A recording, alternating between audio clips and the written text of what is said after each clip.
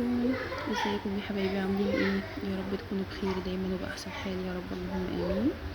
اللهم صل وسلم وبارك على سيدنا محمد وعلى اله وصحبه وسلم.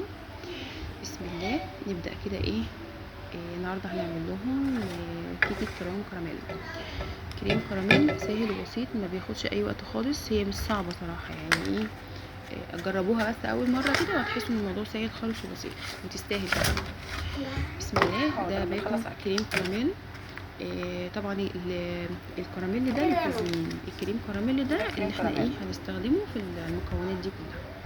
معانا بيضتين واتنين فانيليا وباكل كيك شيف، علبتين زبادي، ومعانا كمان كوبايه لبن بس انا ما حطيتهاش، دي هزودها في الخلاط.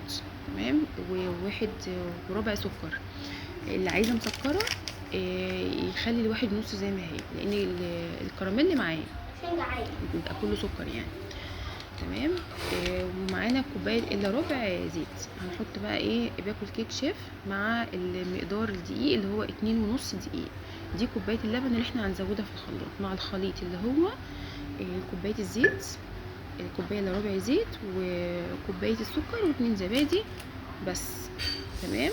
هناخد بقى مقدار كوبايه ونص عشان التزيين، دول هنحطهم في التلاجة، وبقيه المكونات اللي في الخلاط هنزود عليهم 2 فانيليا و2 بيضه.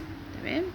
هنا بقى قلبنا الكيك شيف مع الدقيق كويس جدا، مش عايزينه يبان. تمام. وهنجيب بقى الخليط كله وهنقلب بالراحه، مش هنصب الخليط مره واحده، احنا هنحطه شويه بشويه وهنقلب ونرجع نحط الخليط تاني وهنقلب في اتجاه واحد، ما ينفعش نقلب في كذا اتجاه. تمام. عشان احنا عايزين الهواء يدخل ما يخرجش. شايفين القوام عامل ازاي؟ ما شاء الله اللهم بارك. ده القوام اللي انا متعوده عليه في اي كيكه عموما، علشان تبقى هشه كده وخفيفه.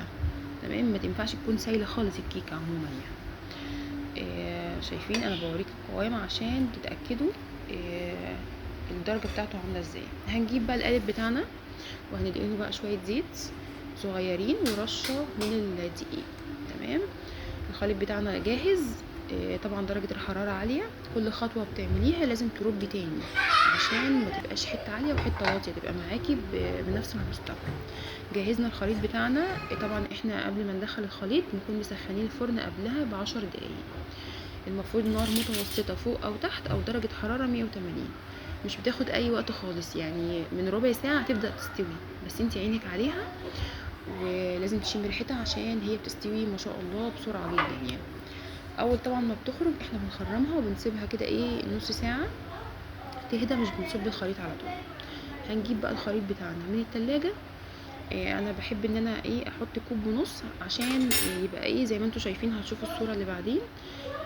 يبقى كله شارب. كوباية، المج الواحد اصلا مش هيكفي، المج ونص كفاية جدا يعني.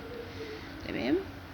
صبيت الخليط عليها، هفردها بقى بالسبوتيلا او باي معلقه عندك افرديها عشان تشرب.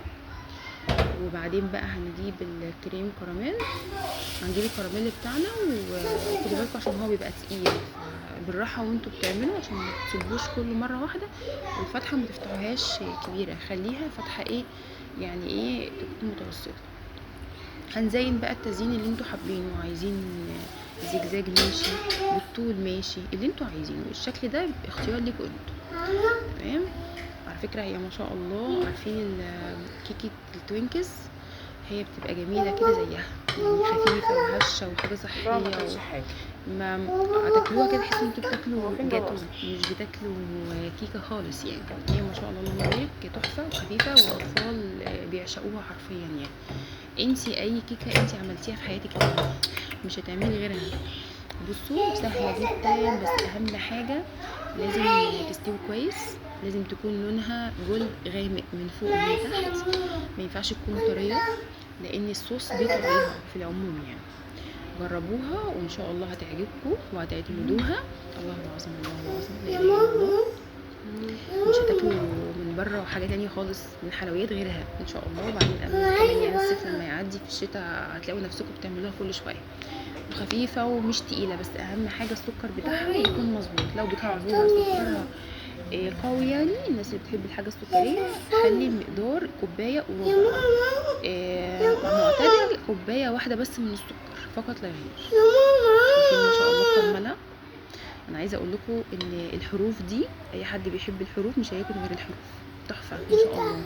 بصوا هشه وخفيفه جدا. اتمنى تدعموا القناه عشان يوصلكم كل جديد، وتحطوا اللايك بعد اذنكم. انتوا بتتفرجوا في صمت مش عارفه ليه. شجعوني يا جماعه، محتاجين تشجيع كده عشان القناه تكبر بينا كده ومعاكم بامر الله. بصوا ما شاء الله. بصوا بقى من جوه عامله ازاي، يعني تشيل القطعه بقطعتها، بس ده بيترتب فعلا على التسويه، خدوا بالكم يعني. ما شاء الله ما شاء الله.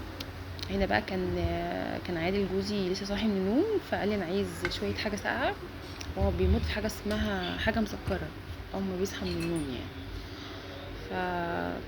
فجيت ادوقه ده حته كده، قال لي ان هي جميله، بس ايه هو بيحبها يعني تكون هاديه شويه، يعني مش بيحب ياكلها وهي دافيه، لا.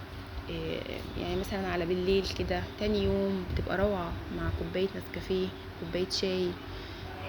حلوه جدا للفطار كمان. الولاد انا قمت ما شاء الله، يعني دي اصلا كنا خلاص واحنا واقفين كل واحد اخد قطعه من الولاد وخدوا تاني، ما شاء الله حبوها جدا وبيطلبوها مني دايما، هي والشاتوه، غير الكيكات العاديه خالص.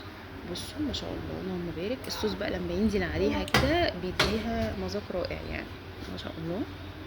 جربوها وان شاء الله تعجبكم. بالف هنا وشفا مقدما. بحبكم في الله، وتحطوا اللايك بعد اذنكم. والسلام عليكم ورحمه الله وبركاته.